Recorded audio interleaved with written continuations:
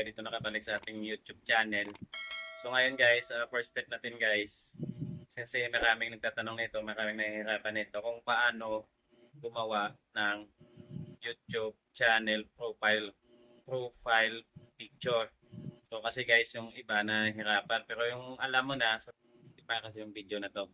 So para lang to sa tatanong kung paano gumawa ng YouTube profile picture. So, tara guys. So, samahan niyo ko guys. Tuturuan ko kayo kung paano lagyan ng profile picture yung mga YouTube channel natin. So, kung bago ka pa, tamang-tama sa yung video na to. So, panoorin mo. Saglitan lang natin to. Tara, let's go.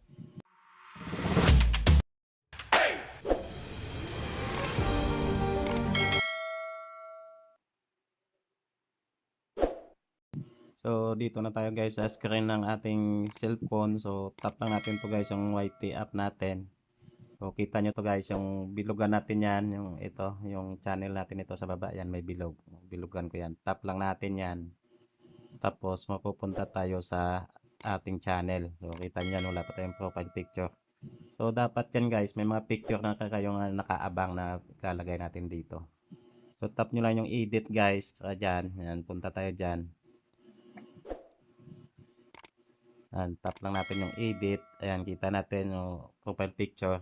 So, parang sa Facebook lang din guys. So, ganun lang din kasimple maglagay. So, dapat pilit.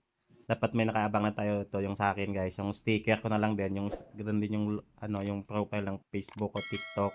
So, lahat pati IG. Ito lahat ng profile ko guys sa aking mga social media account. So, ganun lang kasimple guys. Dapat mayroon na din tayo nitong abang na kasi hindi tulad dito sa Facebook na madali lang maglagay kasi ano mo lang yung picture dito kasi i-cut mo pa or gulo ng notification ko. So, ganoon lang kasimple guys. Pag okay na, pag komportable na kayo sa kanyang size, sa kanyang laki, so okay mo lang, continue mo lang. So ayan, naglo-loading. Antay lang natin guys. Abangan natin yan doon mamaya sa ano kung nandoon na siya. So tingnan nyo to dito guys. So mag-iiba yan dito pag tapos na.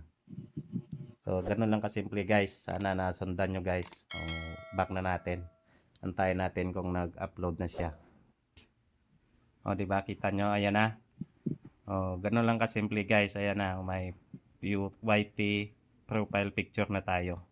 So, sa next naman guys, so kita nyo yung ano natin, yung covered photo. Wala pa. So, sa sunod, yun naman lagyan natin. Guys, no? So, tapos na natin. So, ganun lang kasimple.